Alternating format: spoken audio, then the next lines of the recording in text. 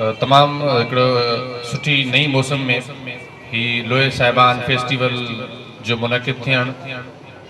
नौजवान नस्ल ख़ुसूसन नंढड़नि गुलड़नि खे निचावर करणु ऐं नंढड़नि ॿारनि खे अहिड़े क़िस्म जो मौक़ो फ़राहम करणु असांजे लाइ शायदि कंहिं सुनहरी मौक़े खां घटि न आहे। राति खां वठी त मौज़ू ॻाल्हाइण जे लाइ खोड़ साम्हूं झुरमुर करनि पिया, पर जेको तालीमी मौज़ू साम्हूं राति बि ॻाल्हायो ऐं हींअर बि शायदि नज़र पियो अचे त जेको तकरीरुनि मां बि महसूसु कयो आहे त असीं शायदि बंगलनि ऐं ओताकुनि जा आदि आहियूं। वॾनि वॾनि ख़ाली पयल नचंदड़ दरगाहनि जा शायदि आदि हुजूं जो अहिड़े प्रोग्राम में घोटकी जहिड़े शहर में ऐं सरकारी बाग में जिते रोज़ानो खोड़ माण्हू मुंहिंजे ख़्याल में समय माण्हू वाक लाइ ईंदा हूंदा, पर कल्ह खां वठी प्रोग्राम ॿुधी उन्हनि वाक वीचारनि बंदि करे छॾी आहे। त प्रोग्राम आहे अलाए शोर आहे या असांजी वाक ख़राब थिए थी। हीअ बुनियादी तौर ते क़ौमियत खे सुधारण जो प्रोग्राम खे नज़र में रखंदे ऐं क़ौमियत जी जेका रूटीन आहे ऐं आदत आहे या असांजो जेके तरजीहात आहिनि उन्हनि हिते विहण मां असांजा जेके हाज़रीन ऐं सामी आहिनि उन्हनि मां असांखे ज़रूरु इहो साबित थिए थो त असांजा जेके घोटकी जा माण्हू आहिनि, असांजा जेके शहरवासी आहिनि, उहे छा खे चाहिनि पिया ऐं उन्हनि जूं तरजीहूं कहिड़ी बुनियाद जूं आहिनि। जेकॾहिं इनखे अञा वधीक मुअसिर बणाइण जे लाइ जीअं साल में असां जूं 4 मौसमूं सियारो, उन्हारो, सर ऐं बहार, त ही बहार ऐं बसंत जी हिकिड़ी 5 मौसम फेस्टिवल्स जी मौसम, लोहे साहिबान जी मौसम, इन जे मथां असांजो घोटकी फेस्टिवल जी मौसम, जेकॾहिं अञा बि हिनखे विंटर क्लब वेकेशन्स में या समर वेकेशन्स क्लब में खणी वञे हा त शायदि शालती यूनिवर्सिटी कैंपस ऐं हज़ारनि जे तादाद में असांजी घोटकी ज़िले में जेके हायर सेकेंडरी स्कूल चाहे गवर्नमेंट साइड खां हुजनि था या प्राइवेट साइड्स खां हुजनि था, उन्हनि खे शिरकत करण जो तमामु वधीक मौक़ो बि मिले आहे ऐं तव्हां ऐं असांखे ॿुधण जो बि तमामु वधीक मौक़ो मिलियो आहे ऐं ॿारनि खे तमामु वधीक मौक़ो मिले आहे त हू पंहिंजूं अंदरि लिकल जेके गुज़ारतूं आहिनि, अंदरि में लिकल जेके उन्हनि जूं महारतूं आहिनि उहे अञा वधीक शायदि ज़ाहिर करनि हा ऐं घोटकी शहर खे ॾेखारनि हा त वाकई असांजा जेके नौजवान नस्ल आहिनि उहे 50 साल ऐं 45 सालनि जे जेके झुकण वारा पोड़ा आहिनि उन्हनि खां पोइ हींअर निवाइण ऐं सिर झुकाइण खां सिर कटाइण ऐं तइलीम सां उभारणु सिखनि पिया। ॿीहर ऐं गुज़ारिश अर्ज़ रखंदुसि लोहे साहिबान घोटकी फेस्टिवल जी पूरी मुंतज़मीन टीम खे त जेकॾहिं अहिड़े क़िस्म जा फेस्टिवल्स जिते सभु असांजा तइलीमी इदारा यानी कि विंटर वेकेशन्स या समर वेकेशन्स में फ्री हूंदा आहिनि उन्हनि में रखियूं वेंदियूं त पोइ जीअं शादी ते या वॾेरे जी सियासत ते या इलेक्शन कैंपेन में या वरी दरगाहुनि ते वञण जे लाइ बसूं ऐं हाईएसूं भरे वञबियूं नी त पोइ शायदि हीअ असांजी जेका वॾेरे जी सियासत खां बि मथां ई ऐं असांजी शादी खां बि मथां ई ऐं जेकॾहिं असांजी पंहिंजी कंहिं दरगाह ते मेले ते वञण जे मथां ई ही जेका सरगर्मी आहे उहा इन 5 मौसम में यानी कि मोकिलण वारे मौसम में कई वेंदी त असां समेत सभई जेके नौजवान आहिनि उन में अञा वधीक भरपूर शिरकत करे सघंदा त जीअं अञा हिन मेले खे तमामु वधीक चार चंड लॻी सघनि। हूअं बि कल्ह खां वठी तमामु बहितरीन थोरो पर घणो शुरूआत थी चुकी आहे, इहो तमामु घणो कुझु आहे। न हुजण जे बराबरि हिकिड़ो क़दम खयो वियो आहे, इहो तमामु वॾो सारा जोॻो आहे त हिकिड़ो ॿूटो पुखियो आहे, ज़रूरु हुन जी ख़ुशबू ईंदड़ साल ताईं दोस्तनि जी सलाह ऐं इस्लाह सां कंहिं हद ताईं ज़रूरु ख़ुशबू असां ताईं पहुचंदी ऐं फैलजंदी बि सही ऐं वञे बि पई सोशल मीडिया जे वसीले या इलेक्ट्रॉनिक मीडिया जे वसीले या जेके साथी दोस्त आया आहिनि उन्हनि जे ज़बानी बि पंहिंजी ख़ुशबू शायदि ज़रूरु पहुचंदी ऐं उमेद था करियूं त हीउ जेको तसलसल शुरू कयो वियो आहे इन तसलसल खे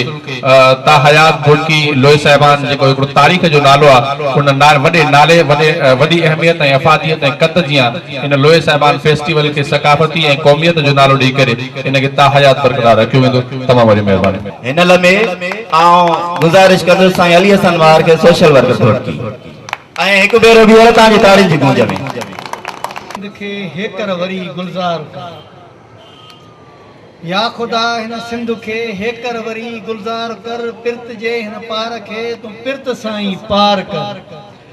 सिंध जा मिसकीन मारू रोज़ रोई था चवनि या भिटाई या सचल पैदा वरी वींझार सचल भिटाई सामी जा पोइ लॻो घोटकी जा खाहोड़ी किरदार ऐं हिन फेस्टिवल जा मुंतज़मीन लोहे साहिबा हिकु अज़ीम नालो आहे घोटकी तारीख़ आहे ऐं ही नौजवान उन तारीख़ जा उहे वर्कनि जन वर्कनि के हमेशा घोटकी पंहिंजे सीने में सोनरी अखरनि में समाई असांजी हिन धरती ते रहंदड़ उहे जुरियतमंद जोधा हमेशा पंहिंजी जुस्तजू जिदोजहद ऐं पंहिंजी किरदारनि सां उहे रोशनियूं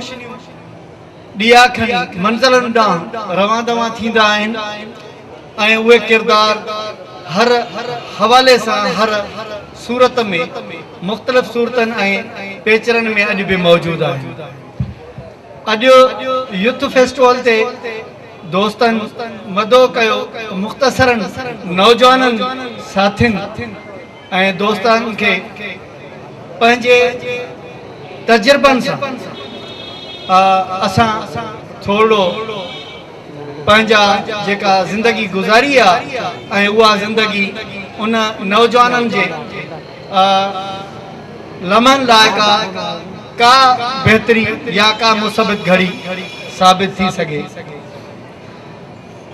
यूथ जंहिंखे नौजवान चइजे उनखे 14-15 साल खां 28-29 सालनि जी उमिरि ताईं हिकिड़े फ्रेम में रखियो वियो आहे जंहिंजो असांजे 22 करोड़ अवाम में तक़रीबन 29.5% अॼु मौजूदु आहे यूथ जी नौजवाननि जी जॾहिं ॻाल्हि कंदासूं त नौजवान इंसान जेको असां वटि मौजूदु आहे उनमें न्याणियूं नौजवान ऐं असां वरी टी जिन्स खे बि हुन में शामिल था करियूं त इहे सभई हिकु 7.5 करोड़ माण्हू उहे जेके मुल्क जा हिकु तमामु वॾा ज़िम्मेदार थियनि था उन्हनि ज़िम्मेदार नौजवाननि जे लाइ असांजी सियासी समाजी इक़्तिसादी मुआशी मुआशरती मिड़नी तबक़नि में का अहिड़ी वॾी जाइ जेका उन्हनि खे उत्साह पैदा करे ऐं उन्हनि खे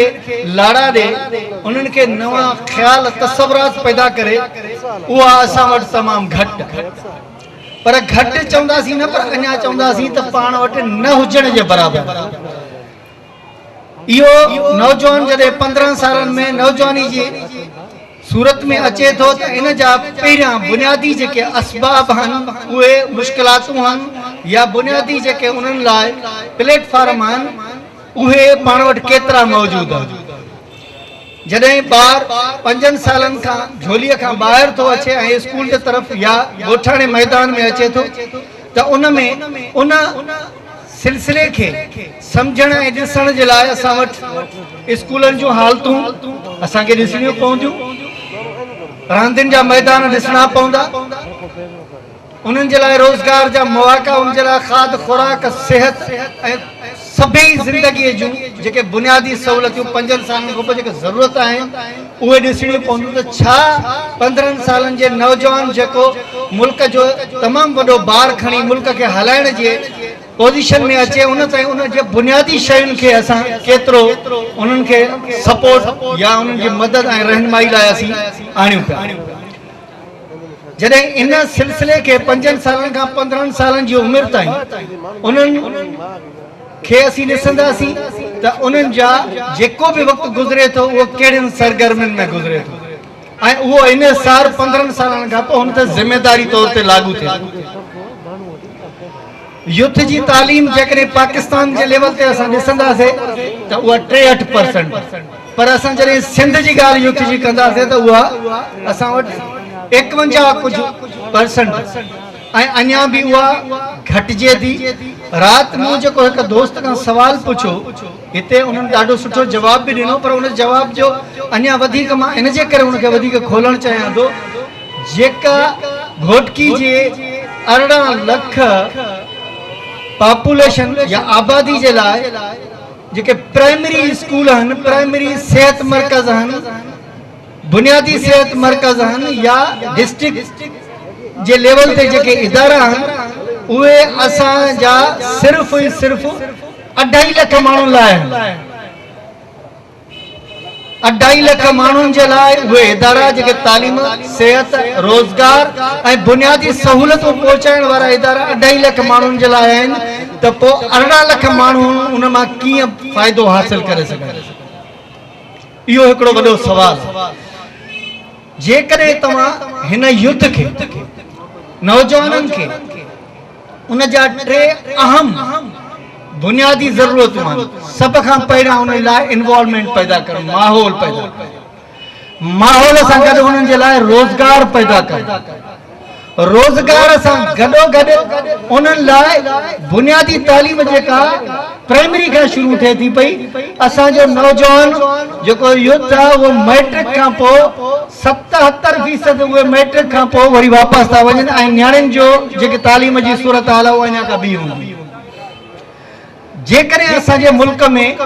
7.5 करोड़ नौजवान मौजूद आहे, त असांजा नौजवान ज़िलई, यूनियन काउंसिल, तालका काउंसिल,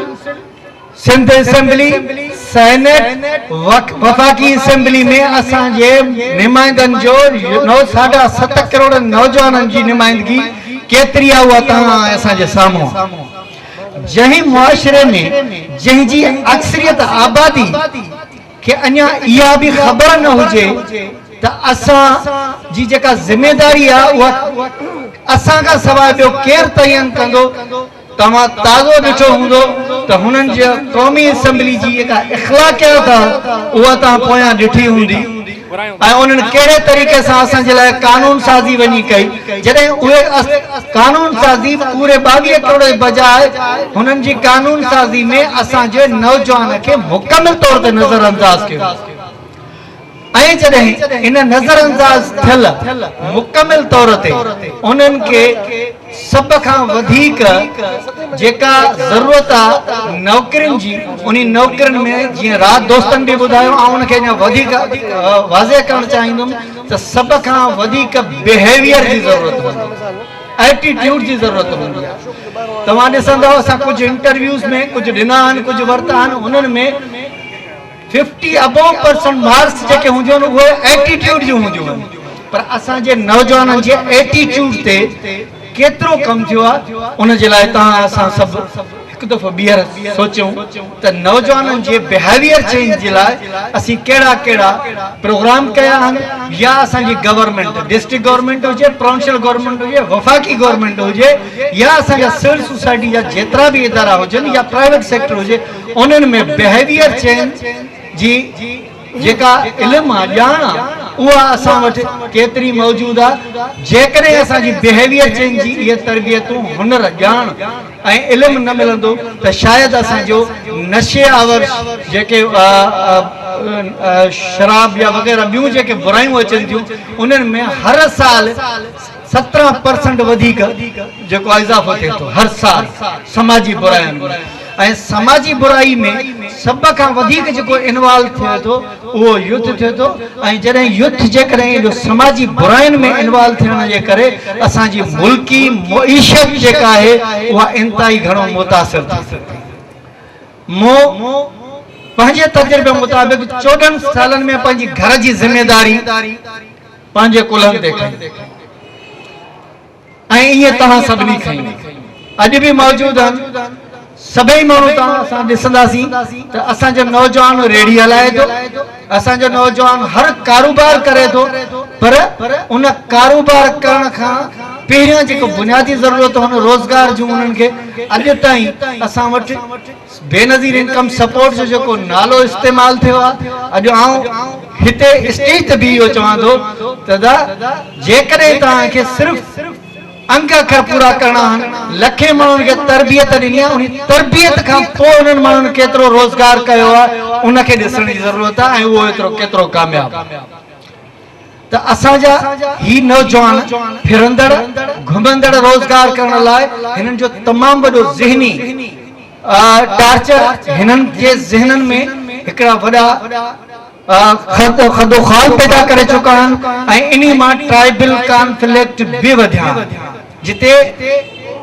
ख़ासि करे उहो ॿाहिरि मर्द जंहिंखे रोज़गार करण लाइ वञे थो पियो, उहो जॾहिं 17-18 साल जो 20 साल जो कंहिंजूं शादियूं थियनि कंहिंजूं न आहिनि बि आहिनि, पर जॾहिं वापसि अचे थो ख़ाली हथ अचे थो त उहो अहसास कमतरी जो शिकार थी वापसि थो अचे ऐं उहो माण्हू जॾहिं 200-300 रुपया कमाए घर वापसि थो नथो वञे ऐं उनखां पंहिंजी माउ पंहिंजो पीउ पंहिंजी फैमिली पंहिंजा ॿार इहो पुछनि था त छा अॼु असांजे लाइ कुझु आहे, पर जॾहिं उहो मायूस थिए थो त उतां उनजे ज़हन में ख़्याल था थियनि पिया ऐं उहो माण्हू